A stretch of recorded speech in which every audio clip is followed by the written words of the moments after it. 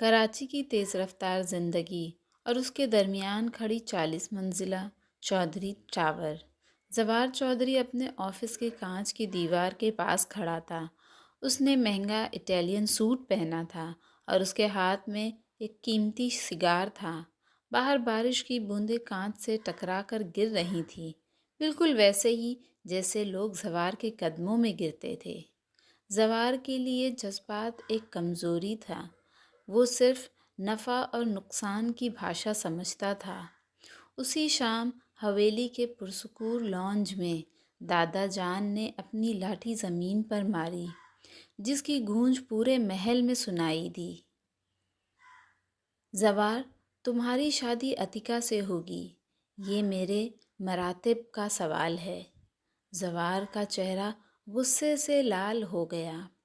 اس نے اپنی ٹائی کی نوٹ ڈھیلی کی اور گرج کر کہا، دادا جان، آپ ایک جاہل دیہاتی لڑکی کو میرے گلے باندھ رہے ہیں۔ نتاشا میرے ساتھ ڈیل سائن کرتی ہے اور عتیقہ، وہ تو اب شاید ڈھنگ سے بات بھی نہیں کر سکتی۔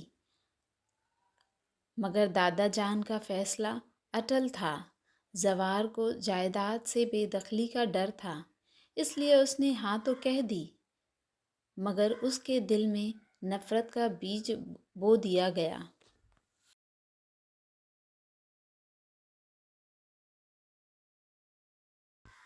عتیقہ حویلی کے اس پرانے حصے میں رہتی تھی جہاں دھوپ بھی اجازت لے کر آتی تھی۔ وہ ہمیشہ ایک فیکے رنگ کا لون کا جوڑا پہنتی اور اس کا دوپٹہ ہمیشہ اس کے سر پر قائم رہتا۔ اس کے ماں باپ کے گزرنے کے بعد اس نے خود کو کتابوں اور عبادت میں گم کر لیا تھا۔ وہ ہمیشہ خاموش رہتی، جیسے اس نے اپنی آواز کو کہیں دفن کر دیا ہو۔ جب نکاح کا وقت آیا، عتیقہ کا چہرہ زرد پڑ چکا تھا۔ وہ جانتی تھی کہ زوار اس سے نفرت کرتا ہے۔ نکاح کے بعد جب وہ پہلی بار کمرے میں داخل ہوئی تو زوار نے اسے دیکھنا بھی گوارا نہیں کیا۔ اس نے دروازہ زور سے بند کیا اور کہا، سنو لڑکی، یہ انگوٹھی اور یہ جوڑے تمہیں میری بیوی نہیں بناتے۔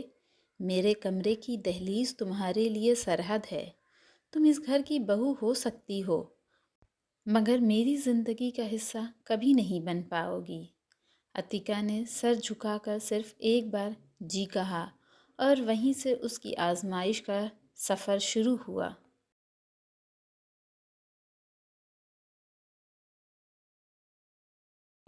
اگلے 2 مہینے زوار نے عتیقہ کو اپنی انا کی سولی پر چڑھائے رکھا۔ وہ جان بوجھ کر نتاشا کو گھر لاتا اور لانج میں بیٹھ کر کہکہے لگاتا۔ عتیقہ ان دونوں کے لیے چائے اور سنیکس لے کر آتی تو نتاشا اس پر طنز کرتی، زوار، تمہارے گھر کی میڈ بہت بورنگ ہے، اس سے کہو کہ کچھ ڈھنگ کے کپڑے پہنے۔ زوار ہنس دیتا اور عتیقہ خاموشی سے ٹرے لے کر واپس چلی جاتی۔ ایک رات زوار بہت غصے میں آفس سے آیا۔ عتیقہ نے اس کے لیے اس کا پسندیدہ ساگ اور مکئی کی روٹی بنائی تھی، یہ سوچ کر کہ شاید پرانے ذائقے اس کے دل کو نرم کر دیں، مگر زوار نے پلیٹ اٹھا کر فرش پر دے ماری۔ مجھے تمہاری یہ دیہاتی بدبو نہیں چاہیے۔ تم کب سمجھو گی کہ میں تم سے بیزار ہوں؟ فرش پر بکھرا ہوا کھانا عتیقہ کی ٹوٹی ہوئی امیدوں جیسا تھا۔ اس نے بنا کچھ کہے فرش صاف کیا، مگر اس رات اس نے ٹھان لی کہ وہ اپنی خاموشی سے زوار کا غرور توڑ دے گی۔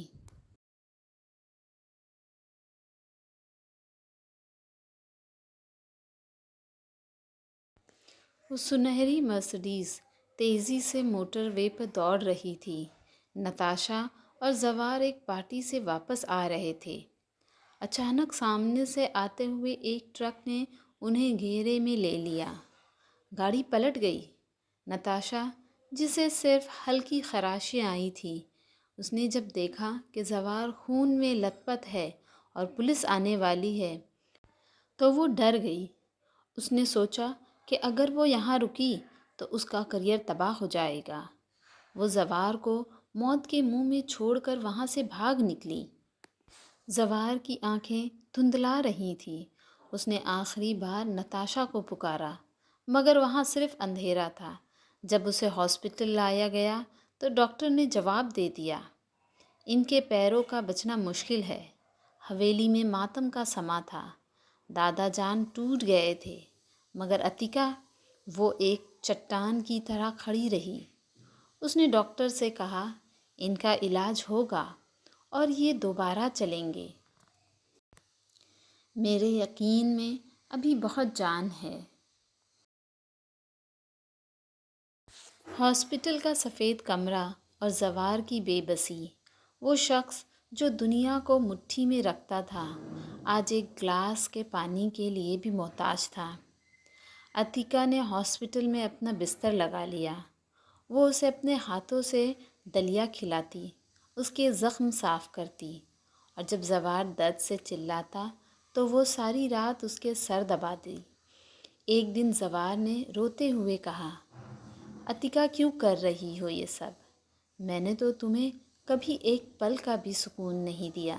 عتیقہ نے اس کے چہرے سے بال ہٹاتے ہوئے دھیرے سے کہا، زوار صاحب، محبت بدلہ لینے کا نام نہیں ہے، محبت تو ہارنے کا نام ہے۔ میں نے آپ سے نہیں، اس رشتے سے محبت کی ہے جو خدا نے جوڑا ہے۔ زوار کا دل جو صدیوں سے برف بنا ہوا تھا، اس دن پگھلنا شروع ہوا۔ اس نے محسوس کیا کہ اسٹینڈرڈ لباس سے نہیں، کردار سے ہوتا ہے۔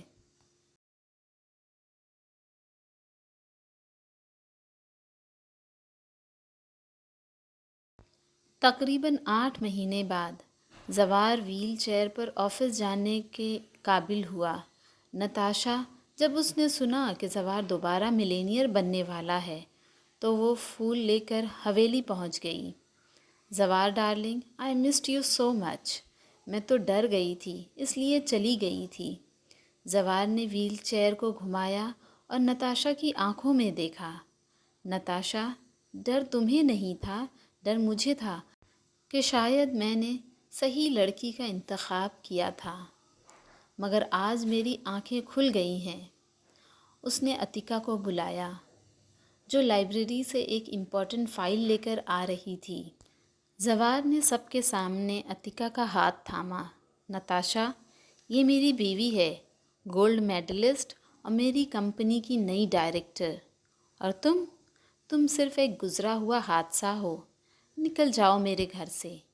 نتاشا ذلیل ہو کر چلی گئی اور لانج میں ایک سکون کی خاموشی چھا گئی۔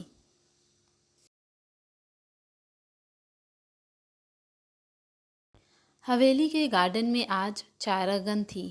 زوار اب اپنے پیروں پر کھڑا تھا، لاٹھی کا سہارا لے کر۔ اس نے عتیقہ کے لیے آسمان پر آتش بازی کروائی تھی۔ ہر طرف عتیقہ کا نام چمک رہا تھا۔ زوار نے عتیقہ کے قریب آ کر اس کے کان میں سرگوشی کی، عتیقہ، تم نے کہا تھا کہ مٹی سے بنے انسان مضبوط ہوتے ہیں۔ آج میں نے دیکھ لیا کہ مٹی کا ایک نرم سا لمس پتھر کو بھی پگھلا سکتا ہے۔ عتیقہ نے مسکرا کر اپنا سر زوار کے کندھے پر رکھ دیا۔